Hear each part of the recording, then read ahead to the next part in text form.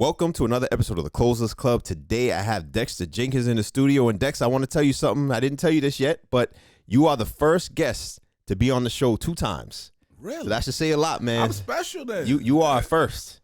So welcome back. Well, thank you. I appreciate that, sir. Absolutely, absolutely. So for the folks who haven't seen the first episode, tell us a little bit about who you are, your origin story, where you born and raised, and how you ended up in Boston, and even a bit more so how you ended up in real estate. Yeah, well, born in New Haven, Connecticut, and came to Boston in 1987 on a basketball scholarship. So I came here to play at Northeastern. I did that from 87 to 91, and then after that, continued to work at Northeastern. My first job right out of college was to go into high schools and middle schools around the greater Boston area and talk about racism. And so the concept was, how do you translate how people play in sports into life? Because on a sports team, you don't care whether you black, white, blue, or green. The job is to win. That's right. And so we would take that same mentality into just talking about winning in life and so on and so forth. And then fast forward, I got married, 3 kids, I'll be married 27 years in June. My wife Kendra, and then we have 3 kids together. And then congrats. Grandson. Yeah, thank you. Grandson to your grandfather now? How old? Grant Kellen is 10. Oh wow, man! I didn't know that. 10. Good for you. Kellen is 10. Yep. So so that's my journey, and then obviously, the real estate thing was. I always tell people, it started by watching my dad, but I didn't know it started then. I grew up. My dad owned a barbershop for years in New Haven. He was a barber, and then he owned his own barbershop. And he would always he would like drum into my head, which I didn't really know he was doing it, but he was the importance of ownership. And so he was like, any place I have a barbershop, I got to own it, And right. So my dad, obviously, so I grew up in a 2-unit house, and then he bought his barbershop, so he had a commercial on the bottom, 2 units of it, and then he had 4 garages off it. And wow. So I tell people all the time, a barbershop was my first business school, where I saw people coming in every day, exchanging money, but Dad was always like, dude, whatever I own, whatever I do, I got to own it. And so that started. So my wife and I brought our first 3 family in Dorchester when I was 30 back in, oh my God, it was a while ago. And then I sold that one foolishly, but anyway, that's another story. Those are the best lessons. Those are the best lessons. We all got one of them stories. Like, I shouldn't have sold that. I got like 10 of them. You got 10 of them. Yeah, man, I was sold that. But but that was my origin in real estate. But then we didn't really start getting into like the fixing and flipping and buying, for a business until like 2017. Got it. And I was recognizing that my dad was getting older. And I said, you know what? I'm going to inherit some things, and I wanted to not squander it. I wanted to be able to take what he had already purchased and take it to another level. And so that's when I started going to meetups and reading books and following people like yourself on social media. And then, that's, where we are now. Yeah. Appreciate you sharing, Dexter. In addition to being a real estate entrepreneur, coach, and mentor, you're also a pastor. Full-time pastor. Yes. So we started at our Fellowship Christian Church in 2012. So we're in Hyde Park. Yeah. How did that transition happen, Dexter? How did you get into ministry? Yeah, man, dude. That's a whole nother show. Give us the Cliff Notes version. That's a whole nother show, man. So because you growing up, did you say I want to be a pastor when I get? No, yeah, heck no. Well, my first dream was to be in the NBA. That was so that's how I got to Northeastern, was on the basketball scholarship. Yep. So, man, and so I thought I was going to be an NBA star. And then when that dream wasn't coming to pass, okay, if I can't play in the NBA, I'm going to announce the NBA. And so I went to broadcasting school and something. That's actually where my wife at. Wow. Makes sense, man. You're a phenomenal speaker. Yeah, appreciate that. You guys got to see this guy live. Yeah. He's excellent. Yeah. So, and then, and then just over a period of time, but I was a guy who grew up in church. My mom made me go to church every week. And so I tell people I got my spiritual side from my mom, and I got my money-making financial side from my dad. So when people say, well, how's a pastor as involved in the things that I am? I said, for me, it's normal, because that's how I grew up, So it's not like this far reach for me as a pastor to be talking about finance. And then also when we started our church, I realized that a lot of our members lack financial literacy. And so what I found out is that, I'm talking about prayer, reading your Bible and all that. And I'm like, people losing their houses. I'm like, well, hold up, this is crazy. Great point. Yeah, this is stupid. Yeah. I got the God thing, but you losing your house. You need to make sure you got a home to praise him in. Yeah, right. You need a house to pray in. And so right. then we started incorporating some of the things I knew. I sold life insurance and investments for years. And so, just some things that I knew, I was just bringing it to my congregation, and they were just like, "Oh my God, Pastor, I'm so glad you did this and this and that." And then, so that's how we started spreading out and doing more things, because the other churches would see me putting stuff on social media or whatever else, and particularly because I'm big on LinkedIn. That's my jam. And so I'm putting stuff out on social media, and people on LinkedIn, and people just like, "Yo, dude, you a pastor and you're doing this?" And so now I'm on podcast. I'm on podcast stuff all the time. Right. Just sharing about some biblical principles of wealth building, real estate, and things of that nature. So I do a lot of those podcasts, but then I do a lot of stuff like with you, just talking straight real estate. And it always comes up of people like, how are you a pastor doing this? I'm just like, well, to me, it's just natural, so. No, that's excellent. So what was the catalyst though, Dexter? So you went from broadcasting to ministry. What was that? Was it like a process, or was it like one day you just said, I'm doing it? It wasn't like just, yeah. It wasn't.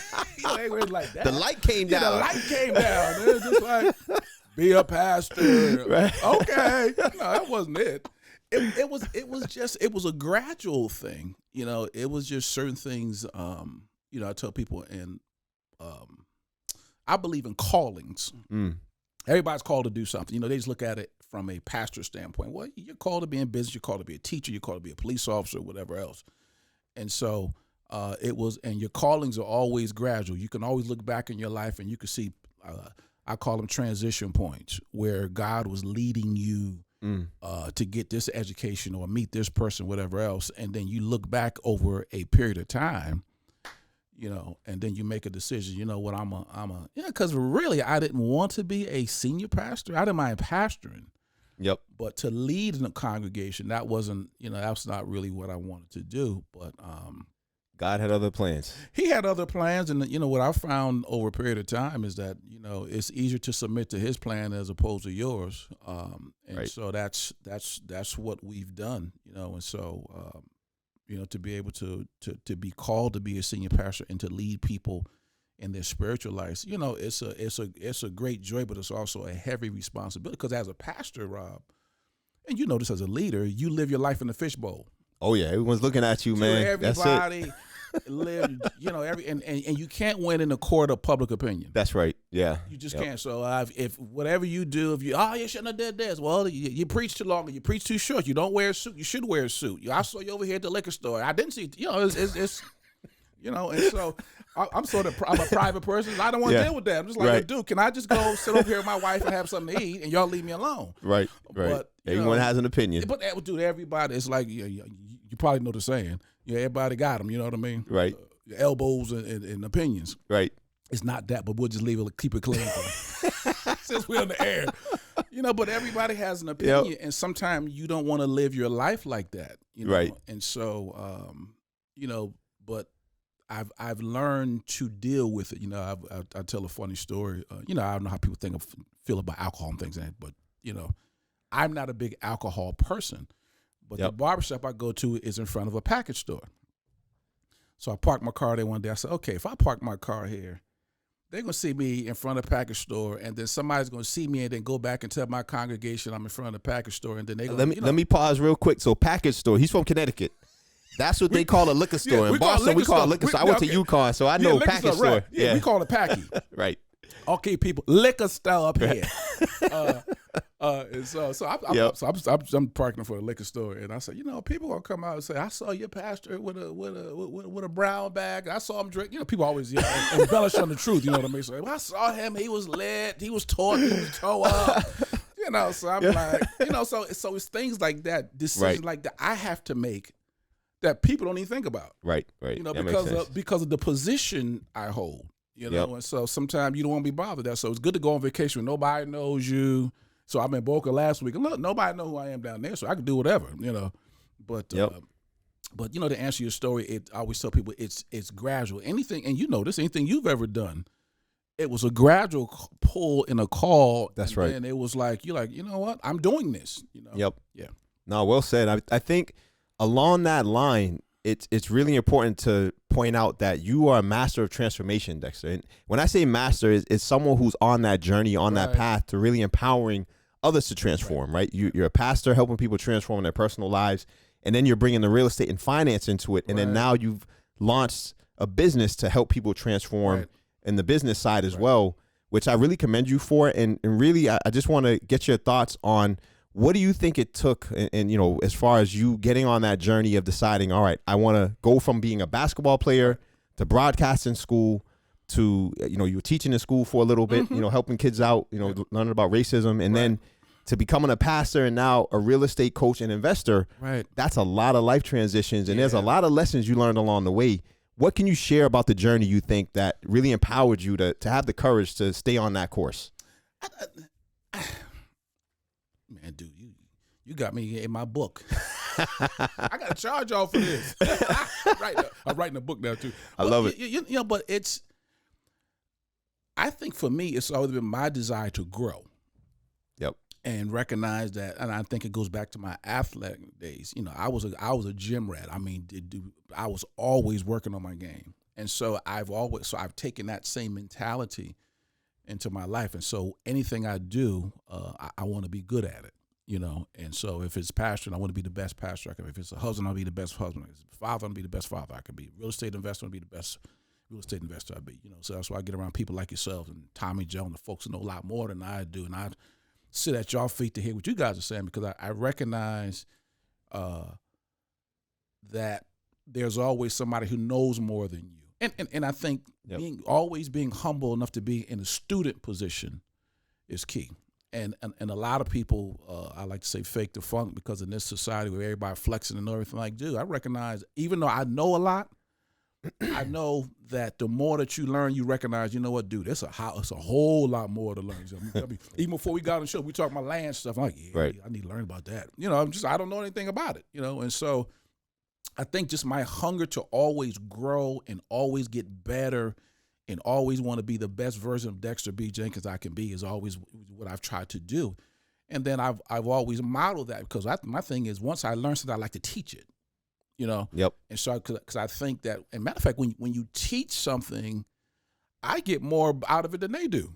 Correct. You know, because you have to study and learn and all that. And then as you're teaching it, it's almost like it's the principles begin to unfold themselves as you're going along. And so sometimes I tell people, I say, well, and it's particularly if I'm preaching, I'll say, you know what, thank y'all for listening to me, because it's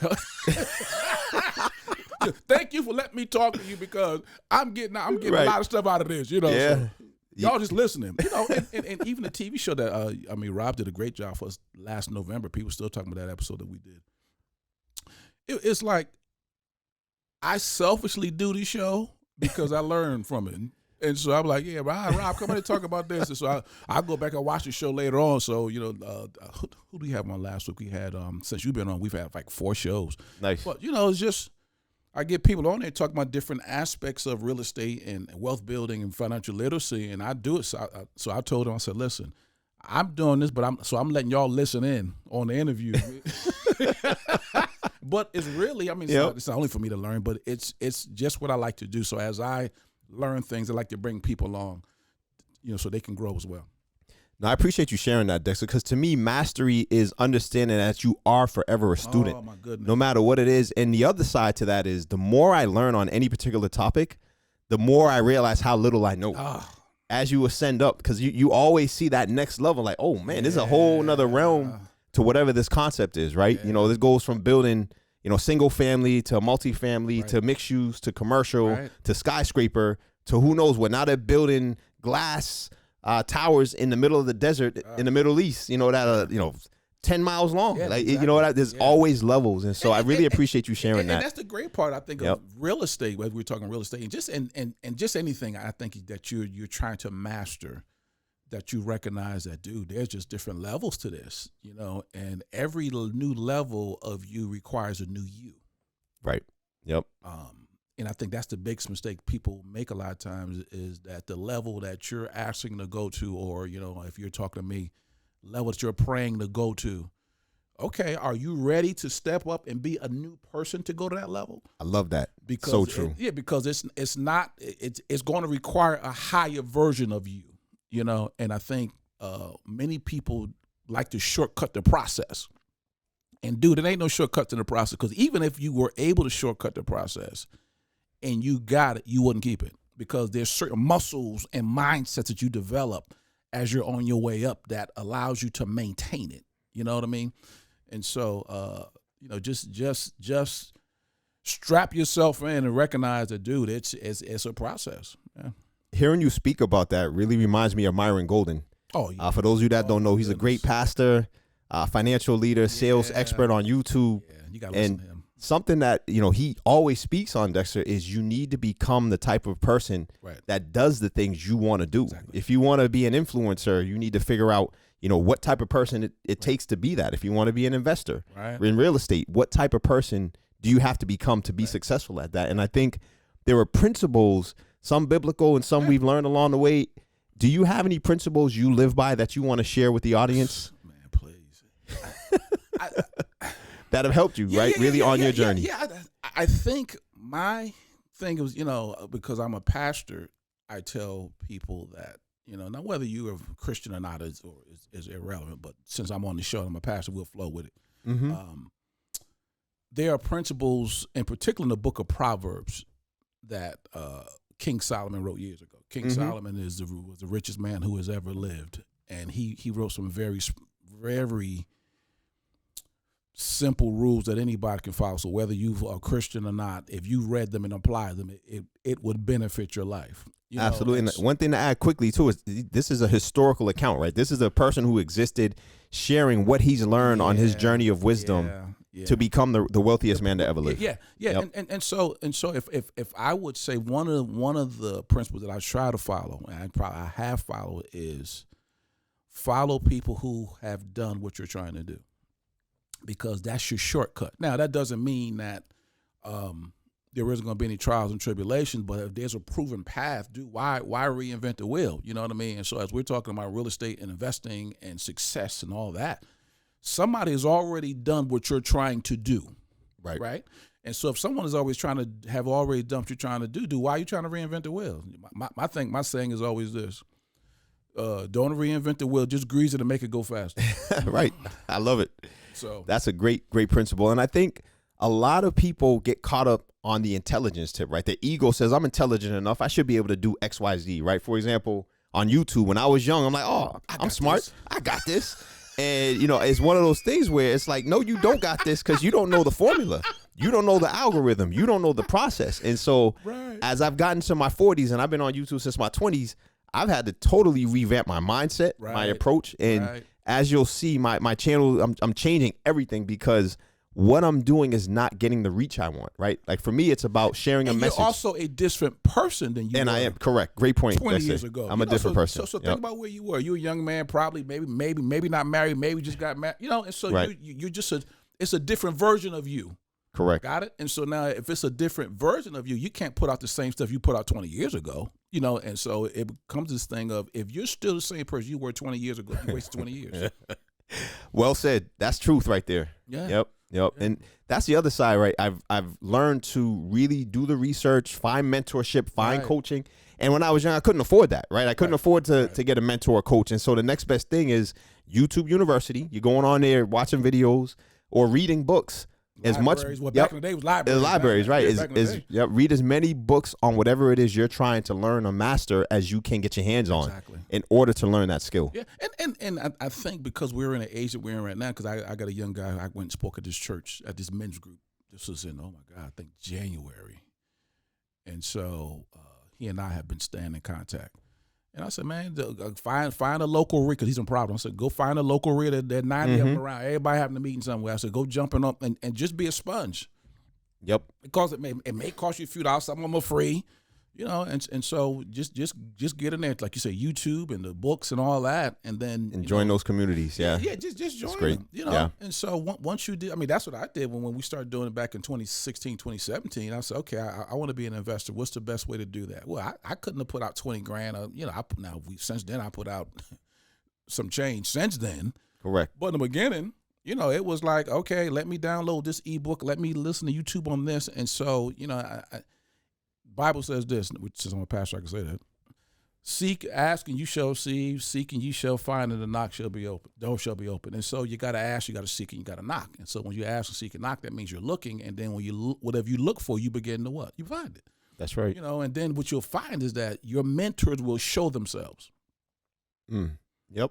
And I find this, and this it's happened to me. Yeah, dude. In any area of my life, every time I was looking for, I want to do this, the mentor, like, boop, they popped up, but it was because my awareness was raised about me wanting to go do something. And when I want to go do something, boom, that person was there. Now, they may have been there the whole time.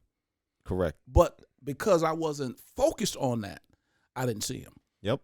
And so a lot of times people, and we're talking about abundance is around us everywhere. Very true. But it's a lot of times it's our mindset that won't allow us to see it, And so what I talk to people a lot about, so whether I'm talking at a real estate thing or I'm talking to my church, I'm like, dude, and this is the real deal. We're talking about money making and real estate and all that. It's not the property. You're the asset. Wow. You're the asset. I hope folks heard that. No. Yep. It's not, dude. It's not. It's not the 3 family. It's not the 6 family. It's not the 6 unit. And so when I'm talking to people about, in particular, when I'm coaching them, I'm like, listen, dude, you're the asset. That's right. And so as you being the asset, you can learn whatever you need to learn. You can attract whatever you need. You can attract and so on and so forth. And I'm not saying like in some woo-woo thing, like you're attracting because you're behind got to work. But it's like once I decide I want to do something and I get I'm middle preaching this message now, this series about purpose and identity. That's what I've been doing. I felt like I started 8 weeks in January on purpose, and now we're on identity is what we're talking about now. Yep. And, just talking about, and I said this, and you said it earlier. One of my sayings, I said, identity is the highest form of change. Yep. No, very true, man. So if you want to change anything in your life, so if you're listening to us and you're talking about that you want to become a real estate investor, okay, start calling yourself that even before you buy your first house. Because what will begin to happen is as you begin to put yourself in the right arenas, learn the right information, you take your first step, boom, now what you were saying you were, you are. You know what I mean? And so you look at certain organizations who really focus on me changing in order for me to change something in my life, I got to change my identity, because what you're doing is you're changing your mindset around that thing. Right. Yep. And once you change your mindset and your self-concept around certain things, dude, the back to Myron Golden. Yep. He talked about, okay, if you're going to be a millionaire, you got to be a millionaire before you get to millions. Right. That's right. Now, and the great thing about that is if I lose it, I can get it back again, because it wasn't the money, it was me. It was you. So going back to what I said, I'm the asset. No, I love that, Dexter, because something that a lot of people don't realize, especially when we're young, right? We have these goals and we're pushing and we're driving. Sometimes we don't even ask the question of why or where it comes from. Right. And so when you start peeling the layers back, you start to realize that at the end of the day, you said it best, it's not the real estate that's the asset, it's you. You're investing in yourself. And ultimately, real estate's the vehicle. Right. It's the method. It's the tangible vehicle that we use to manifest what we're trying to manifest. But really, man, it's like, I remember, oh my God, I think this guy's name is, I don't know if he's still alive, but Wayne Newton. I've heard that name before. He's an old school singer. He's probably like 80 or something years old. But they were doing an interview with him, and the guy said they were touring his Las Vegas. This state had like 100 acres, and the guy was like, "Wow, Wayne, we got horses over here and this and that." And he said, "Yeah, you almost lost it." And he said, "Yeah, he almost did." He said, "But this is what the deal is." He said, "If I would have lost it, I would have gotten it back twice and faster." And I was like, "Ooh." And I don't know, my wife was just, she was like, what are you on about? I said, what he had realized is that, dude, it wasn't the stuff that made him. He made the stuff. Yeah. Got it? And so, you and most people, Rob, have such low self-esteem. Yeah. And another low issue. Self-image that when you start talking about some things, we're talking about making millions of dollars or whatever their goal is. It's like over here, it's like they can't get there. Dude, it's like there's a blockage. Can't compute what we're talking about, and so you have. So my jobs, I have to spend so much time building folks up to get them to see that first of all, you're worth it. You're worthy, capable. That's right. Of those type of things, and one of the things I was talking to some lady. This is one of my coaches, and I said, one of the things my wife and I, one of our life philosophies is that if her and I are together, we'll figure it out. Yep. We'll figure. I don't care what it is. We will, because we see ourselves as competent people, and then we surround ourselves with competent people. So we pull people in like you and other folks who know more than we do. I'm like, yo, Rob, hey man, how do you do this? So I know I ain't a dummy. Yep. But I just don't know in this particular area. And I think, and you said it earlier, a lot of times, and you said about you, we tend to think that we know everything about everything. But in particular, because when you're a young man, I'll be 56 in June. You look great, man. You just stupid and don't know you stupid. That's it. You don't know what you don't know. I mean, I'm not stupid like stupid. There's a level of arrogance that comes with youth. Arrogance and ignorance. Yeah. And I was guilty of it. I was one of the worst. Me too. I'm at the front of the line too. And my wife doesn't let me forget it. Dude, you just think you know everything. And it's like, you really don't know. My mother would have us famous. Oh, she cracked me. So my mom was a mom of great wisdom. She died in 2000. But she would always remind you how old you were. And so one time I came and I said, Mom, I'm 22. She said, boy, you 211s. So basically she said, you live 2 11-year spans. Right. Sit down. Right. That's so it. she was just like, dude, you ain't live no time. And so I tell my kids that now. So I'm like, man, please, how old are you? Because my youngest is 23. I said, girl, you 11 and 12. Sit down. Yeah. But it was just that when we were younger, you just thought that you knew everything. And then as I've gotten, I'm like, yo, dude, it's just a lot of stuff I just do not know. And so I keep myself in a humble position to learn. But then on the other hand, Rob, where a lot of people miss out is that you know a lot more than you think you know. That's true too. And that's a part of what you touched on, Dexter, with some folks, they have that, low self-esteem. They don't really know that they are valuable, right? They are worthy. And I think kind of unlocking those pieces and a lot of the great work you're doing to realize that everyone's capable of building wealth. Exactly. It just starts with one step, 2 step. And whether it's just putting $1 in the stock market, you're putting $1 in the savings account towards buying a property, whatever it is kind of getting them going. Yeah. And that's where I try to focus, Rob, more so in getting folks out the gate. My first leg of the journey. Yeah, man. My number one rule around real estate investing is this: the only mistake you cannot overcome is a mistake of not getting started. I love that, Dexter. That's the only one, because you have people who've lost everything and have come back and got it again. But if you never start, you can't overcome that mistake. And so many people never get out the gate. I mean, you put out content. I put out content all the time. It's like, I've always wanted to do that. And it's like, okay. What are you waiting for? Yeah. I've always wanted to. I've always, and so I'm trying to pull them into environments where people who look like them and whatever it is, that they can get started, because I know if you get started, you'll learn whatever you'll need to learn. You'll grow the way you'll need to grow. But if you never get started, because I don't want to get too deep today, but as you're talking about, your subconscious mind is always trying to keep you comfortable at a certain level. Yep. And so it'll try to keep you. So, when you start out doing something, and of course, anything you start out doing, you ain't going to be good at because you just started doing it. And so your subconscious mind, this is not going to work. You're going to lose all your money. It's not a good time to start investing, and then you pull back, and then now you waited 5 or 10 years, and then people who got started have, I got a 2-family, I got a 3-family, I got this portfolio, and you're like, well, I wish I would have, and it's too late, Right. And so if we can get people, and a lot of content you put out is you're talking to us about, hey, let's have a conversation. Hey, let's have a conversation. Hey, let's conversation, because that's where it starts. It starts with having the conversations. I haven't did my podcast, and I got to start it back up. But my podcast name is Wealthy Conversations. Yep. Because I believe that's where it starts. Once you begin to have the conversation, it sort of ignites something on the inside of you. And once it ignites something on the inside of you, you can begin to get in motion and get moving. Excellent, Dexter. What motivates you to continue to pour into people, to continue to empower people, and to really show people the path to wealth creation?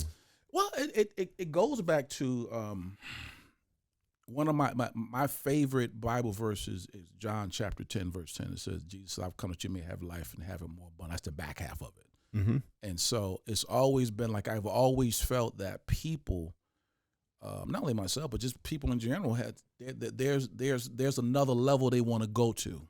And a lot of times they need someone to show them the way. I mean, anything I've ever accomplished, I had teachers. I'd say we always need someone to show us the way. How about that? Yeah, 100. Well, well, think about how we even got here. You know, right. I was telling them on Sunday. I said, one of the sayings I hate that people say, I'm a self-made.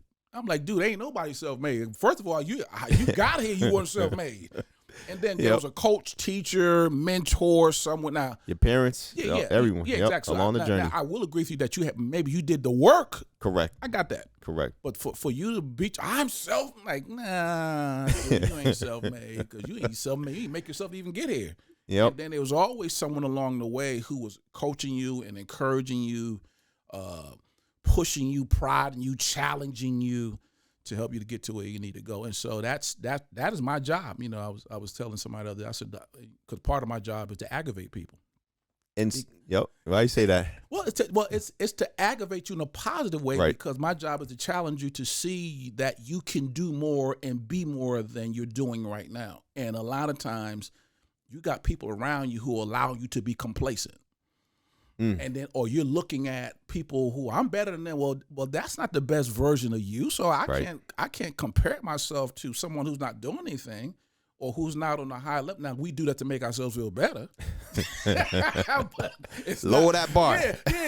Yeah, right. As opposed to making, I'll just go down here to somebody who's doing worse than me. Well, but that's not the highest and best use of version of yourself, you know. And so you need somebody to encourage you. I said you need to go in rooms where you feel stupid.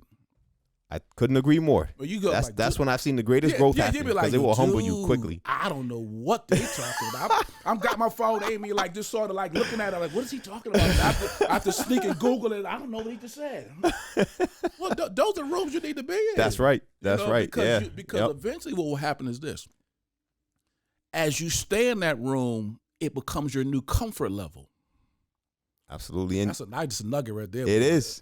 Right. It becomes your new comfort zone. And so now you've gone from here to here because now you're comfortable here. You know what I mean? So one of my favorite quotes of all time from Abraham Lincoln is, who you surround yourself with is a predictor of who you will become. And it's been so true in my life. Oh, without doubt. And I'm sure it's been true in yours as well. And this is why I think folks need to strive to get around excellence. Get in the rooms. You got to get in those right. rooms. Some way, somehow. And I don't think folks realize just how impactful and important it is to make that a goal and make that a part of your process. And you touched on it with encouraging young investors to get in an environment where you can get around experienced investors with RIA groups and all these real estate networking groups that are out there. There's more now than ever. Tons. Yep. Tons. And I've seen the impact. I've been to some events and you just feel the energy in the room buzzing, and there's just people at different levels, but the information being shared, the deals being exchanged, the people going up and introducing themselves. Some of them allow people to introduce themselves and say what they do. Exactly. You can connect with folks who have what you need, or who can mentor you. I know one kid, I did a loan for him.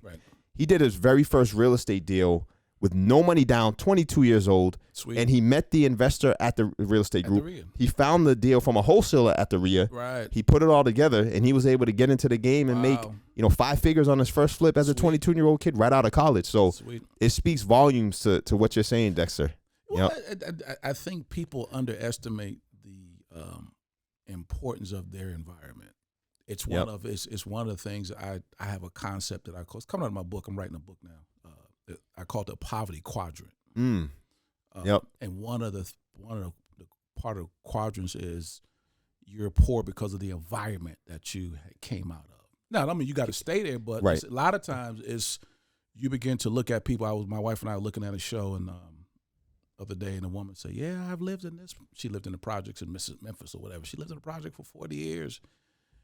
I'm just like, wow, how can you live in a? Wow. And I'm not knocking. No, but it's the environment, right? No exposure to realize that's even the wrong mindset to have for your legacy. And my heart hurt for her. That's right, because she doesn't know better.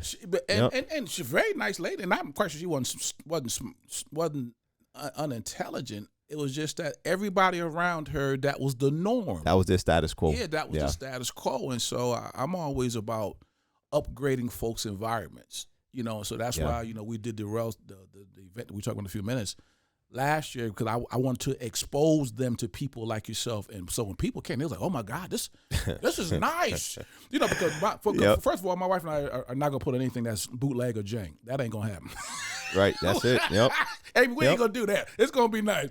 But it was nice. I was there, man. You guys did a great job. But just trying to get people into an environment where, and this is what I said to some people who walk through the door. I said, listen, this when you cross that threshold, this is where anything is possible. Yep. Don't come here and talk about what we can't do. I don't have no money and like no. That conversation, you can leave that in the parking lot. But when you cross that threshold right there, anything is possible. And so you got to put people in environments where they believe that anything is possible. So you'll if I don't have any money, you'll find the money, you'll find the deal. But a lot of times we're not in environments where people are talking like that. And then not only just talking, but they got the proof, they got the receipt. They ain't just talking. They like, yeah, all right, you can go to this XYZ address, and that's my house. Right. You can look up the deed. That's my house. Yep. And so that's where we really spend a lot of time is really trying to get people in. And I, first of all, putting myself in environments like that, and then pulling other folks into environments where that's possible. No, I really appreciate you sharing that, Dexter, because even me growing up as a kid, growing up in Dorchester in a rough environment, right? My father worked very hard, right? Came from a great family, but we didn't have much, right? So like heat getting cut off, we had mice, rats, all kinds of things in the house, power getting cut off here and there, and just we made it work. And it's funny, we don't know what we don't know. I said that earlier. And so when I was a kid coming up, I honestly thought the majority of folks in America, middle class, everyone's living like that. That's just that struggle. I thought everyone experienced. So then I went to college. And my eyes were open. I'm like, whoa, what is this? Another level. I ended up dating a girl from New Jersey. Her family was, upper middle class. So I went to their house. They had maids and all this. They had a giant house. I said, what the heck? I thought only people in Beverly Hills live like this. You know what I mean? My eyes were open. Right. And that was the catalyst for me to change. Exactly. Right. Because I'm like, I honestly, and this is just me, Dexter, at that moment of my life, because I grew up in the church as well, I was like, it's a sin to live in poverty.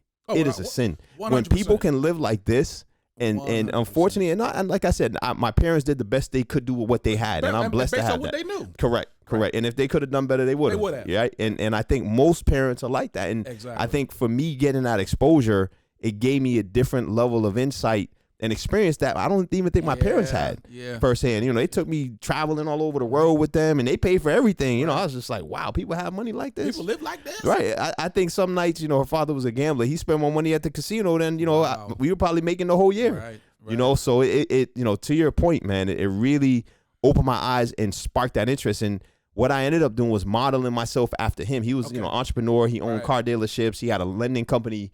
And over time, I just tried to spend as much time with him as I could. And not the gambling part. I'm not a gambler. Just gotta put that out there.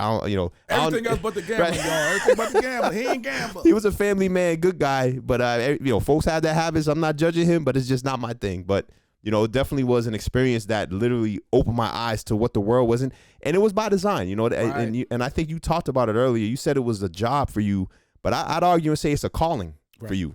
I think your drive to really motivate people or stay motivated to help people build wealth comes from a calling on your heart that you can't resist. You're giving in. Rob, I was at an event. It was in Roxbury Community College, and it was about wealth building, stuff like that. And my wife and I went, and I left there. I was like, what is this? It was like it was this haze over the people who thought like home ownership and wealth building was like impossible. Yep. I'm listening to the language of people. I'm just like, wow, we got to do something about this. I'm like, because this is crazy. I'm like, I heard a guy say this. He said, you could die of starvation even though you're in the middle of a bread factory. If you don't know. You don't know, you can't recognize it as food. You don't recognize. I'm sitting up here like, oh my goodness, and I'm just looking at all this building and development and stuff is going around. All around them. Dude, it's all around us. And I'm like, we're not partaking of it because it's like, it seems like it's so far off as from other people and so on and so forth. And so, part of my call as a pastor, as a real estate entrepreneur, as an educator and teacher is like, dude, come on, man, it's possible for you, because very much like you, I got exposed at an early age to entrepreneurship and things like that. And then when I went to college, And I was like, yo, dude, this is a whole nother. What? Right. I see kids with convertible BMWs. I said, what is this? They same age I am. Right. I'm sitting up there, what is this? And so, one of my mentors from afar says this. He said, you can never aspire to what you have been exposed to.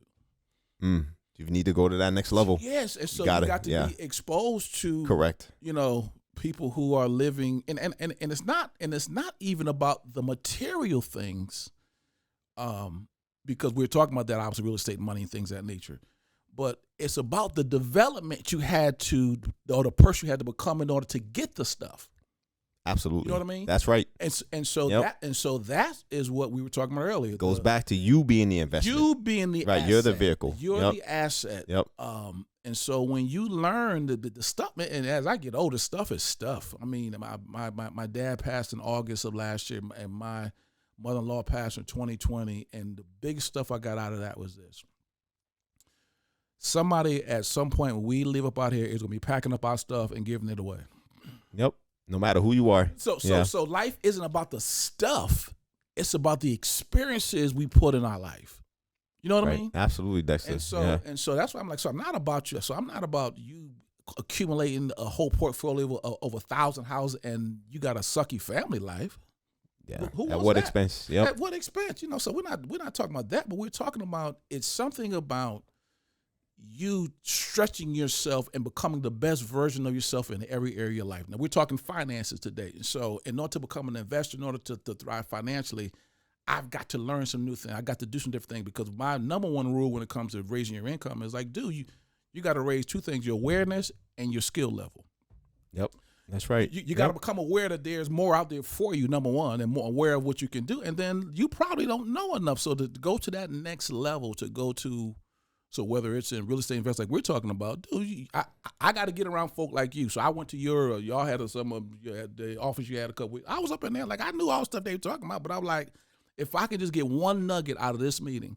Hopefully you got a couple. I did. I met some people and all that. So I met Patrick and Raina, I think was your office. I'm sitting next to her, so we exchanged numbers and stuff like that. But, it's I recognize in order for me to go where I need to go, I need to raise my awareness level and I need to raise my skill level.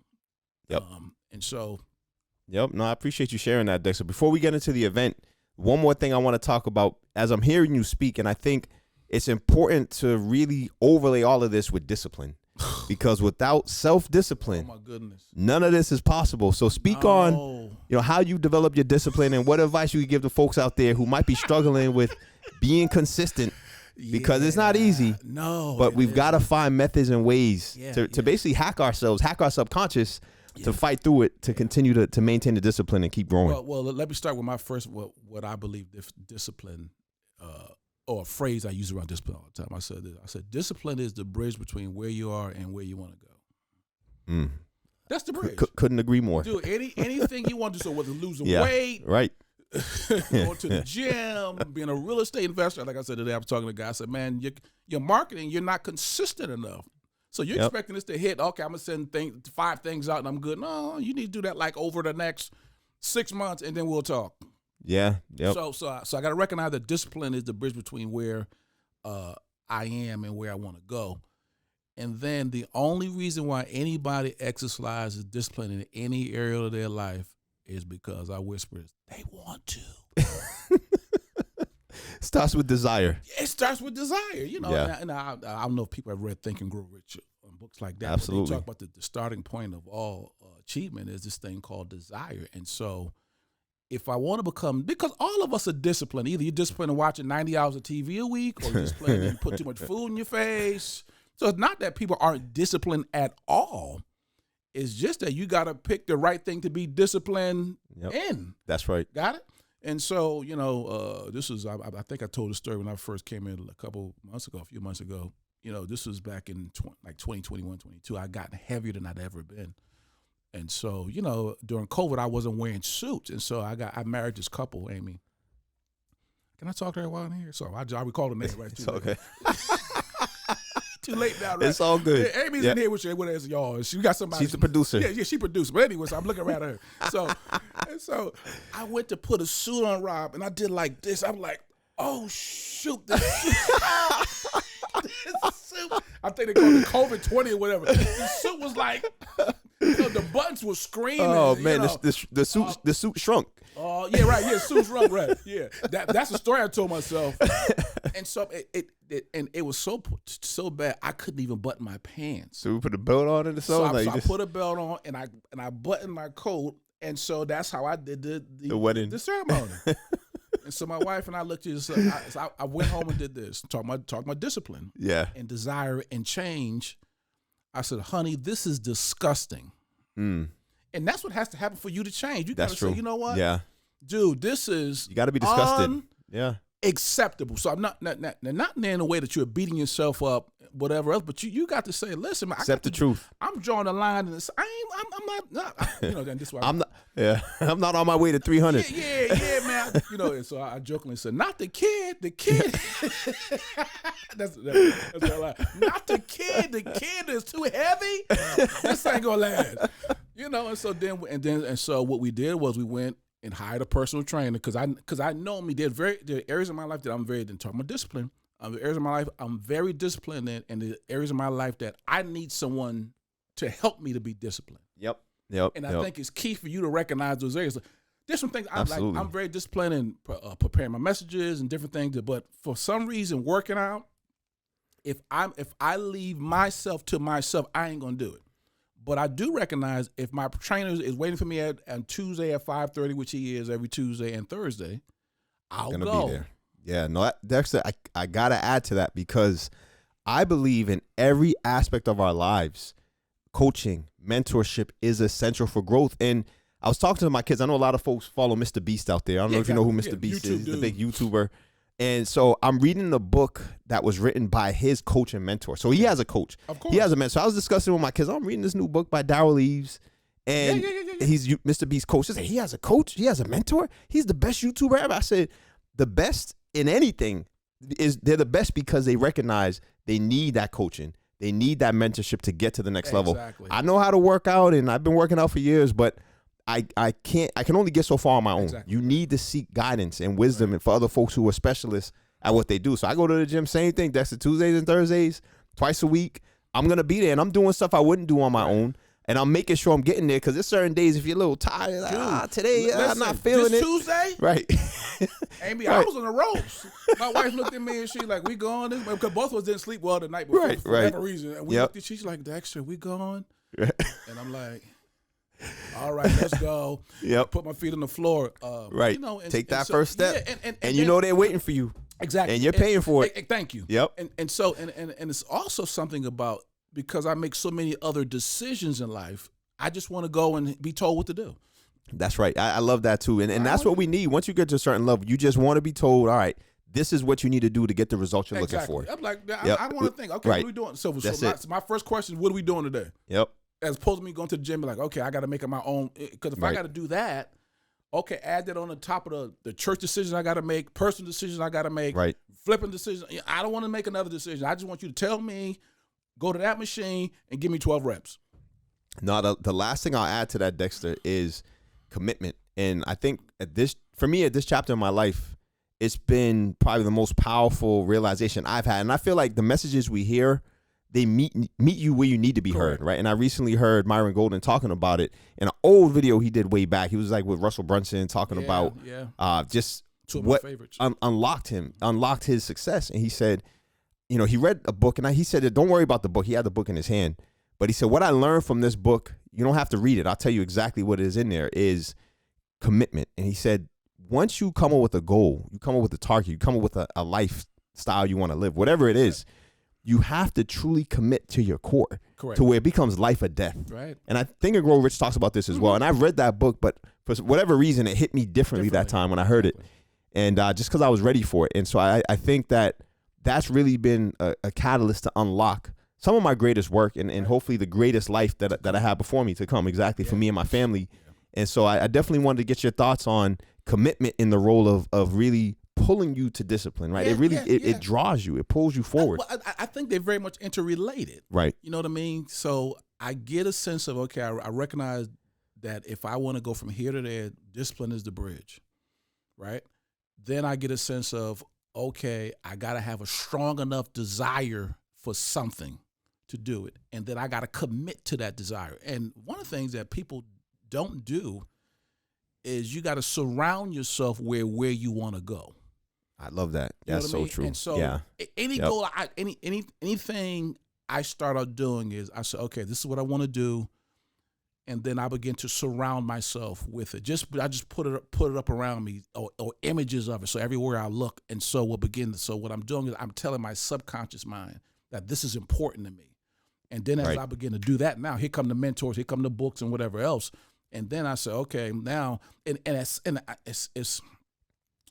hard to teach this. It's like a feel. You just know, like, I'm ready to do this. Like, it was like when we started investing in 2016, I went to a whole bunch of real meetings, and then I had surrounded myself with books and all that, and then it just came to a point where, like I said, okay, I'm ready.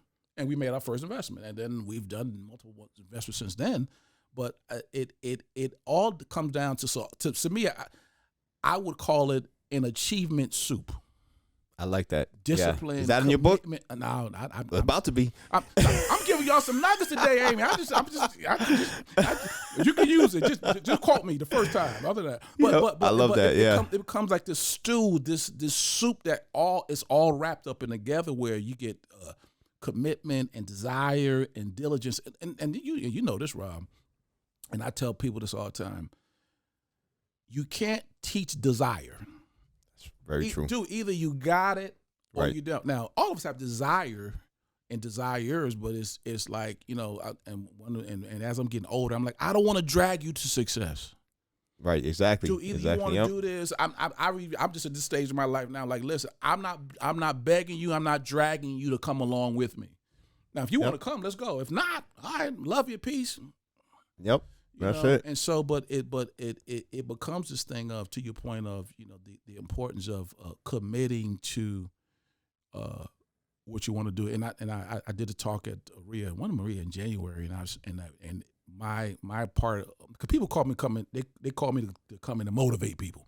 Mm-hmm. Because I said, look, if you want some real technical stuff and been around here for 20 years, call Rob. That ain't me.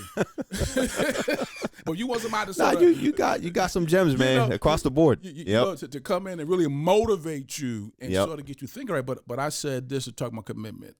I said, this is my question. I said, who will you not quit on? Yeah. Yep. I said, because all of us got people who are waiting for us to go win in something. Yeah, that's wow. What a great point. So I said, what a great point. Is it your wife? Your kids? Is it your kids? I said, your parents. I said for me, and I said, and I really was challenging the men. I said, you walked this woman down the aisle 20 years ago and made some promises to her. Wow. That you have not kept yet. Yep. And wow. And the room was like this, Amy. Heads down. Yeah, everybody, because all of us that's have hardcore. done that. Yeah, all of us have made promises to people in our lives. Well, that's right. I'm gonna do it next year. I'm gonna do it next year. I'm gonna do it next year. And it's like, no. What culture should have taught us is that, dude, life is fragile. Yeah. We acting like we got all this time. Like, no, you ain't got all this time. Like, no, I need whatever I need to do. I need to do it like now, like last week. And so that was my commitment question. So who will you not? Because we're quitting ourselves all the time. I'll do it tomorrow. I'll do it next week. But there's some people who, your little son, your little daughter, your niece, or your nephew, and they're like, mommy, daddy, and they're looking for you to win. Yeah. That's a great point. Who will you not quit on? Yeah, that is a great point. Wow. Wow. I hope folks will appreciate that out there. Because I appreciate you sharing that, man. Because you have to ask yourself, like, who's counting? There's somebody counting on you. Matter of fact, it's probably somebody's. That's right. Counting on you to win in whatever. We're talking real estate investing and wealth building today, but there's somebody counting on you to go get it. I got 3 people counting on me to go get it done. Yep. And 4, actually, my grandson. And then you got 4 in your family and other folks, and then not even folks who we haven't even met yet are counting on us to go win. Right. And do things and be an example. And so that's what keeps me going a lot of times, because, I love that. The times that I've gotten discouraged is when I've taken my eye off that particular goal, is I've gotten, something wasn't going right. All of us do. You get frustrated at times and want to suck your thumb or whatever else. And then I got to come out of my closet and be like, oh, Dexter, there are people who are looking for you for leadership and looking for you to go win. And so you got to shake out of this, man, and get moving, Yeah, no, and I think that's the last point I want to make to that end. And we talked about it, and we talked about on the positive side of changing your environment for the better. But I think as part of it, and that's what happened with me, is I got pulled out of a toxic environment. I had some very toxic people around me that didn't have my best interests at heart. Good people, for whatever reason, just the chemistry wasn't there.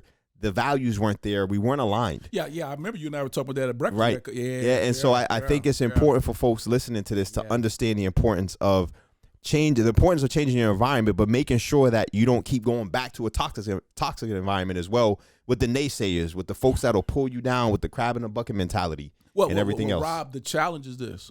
The reason why people go back to that environment is because it's comfortable for you. Very true. I couldn't agree more, man. And you got to fight that. You got to fight. You got to fight it. You got to recognize the old you is trying to pull you. There's a fight going on. It's trying to pull you back into what is, even if it's, oh my God, what's the phrase I'm looking? Even if it's not good for you, the old you is trying to pull you back into it. Because you can get comfortable becoming uncomfortable. Yeah, that's right. I mean? That's your comfort zone of broke, sick, dead, whatever it is. Yep. And so you got to fight that and recognize, okay, the old me is fighting the new me, and I just got to keep continuing to go, because after a while, the new you will win out over an extended period of time. And then sometimes what you'll find, and this is what I talk about, particularly with spiritual things, God will make things uncomfortable for you and close doors for you. Force it. That's right. He will close doors for you that you can't even go back in. If you want to go back, you'll be like, it's closed. They ain't here no more. Right. It's almost like a girlfriend who throws you out and then she take your key. It's like, it's over. That's it. No going back. I love that. This was great, man. I really want to give you the platform to speak on the event you have coming up, the Wealth Building Summit.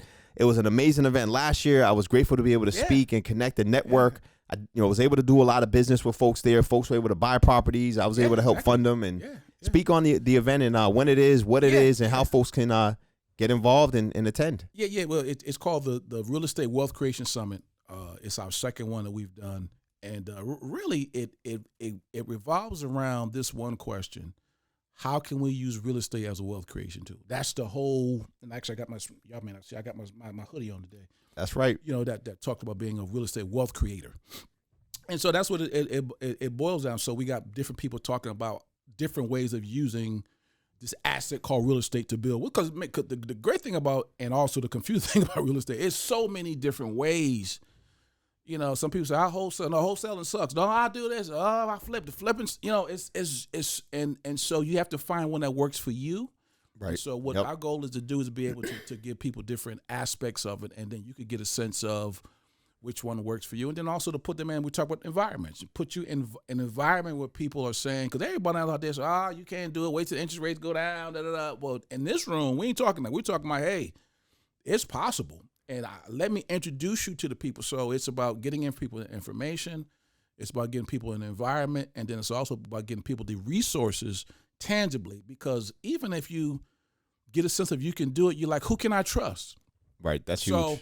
So when they come to me and I'm saying, hey, look, go see Rob or go see other people that I've referred people to, they recognize, okay, Dexter would not, I wouldn't, if I didn't have a trust and love for you, I wouldn't put you in front of my people, and so when they come into a room like ours, they can feel rest assured that I've vetted them per se, and that this person is a good person, is going to do right by them, and so that's what it's all about. So it's on April 27th, which is next Saturday, from 10 to 4. So you'll be speaking. I got a guy by the name of Tommy Jones speaking. He'll be talking about multifamily, fix and flip. He's out of Dallas. I got Tommy's great. Oh yeah, Tommy, good dude. Robert and LaShawn Holland, they're my other marketing online coach. So they'll be coming in talking funding and mindset. So listen, I tell people, and we talk about it, you got to get in rooms. It's like, I think the investment's like $197 for something, it's $247 for VIP, but and then some people I just scholarship them because I just want to get them in the room. Yep. But in essence, it's all about how can we use real estate as a wealth creation tool, 10 to 4, and then we'll have some coaching afterwards and some other things. Because really, this is what I always tell people is this. I said, information without implementation leads to frustration. That's right. No, I love that, because you got to do something. So that's the trying to get people in front of like you, like, all right, let's learn how to build land. Let's how to build land. And so somebody to hold your hand and to take the next steps is cool. No, I appreciate you sharing everything that event is going to feature, Dexter, because I think it's a powerful environment, first and foremost. And you're really going to give investors access to a network of tried, tested, and proven professionals who can help them.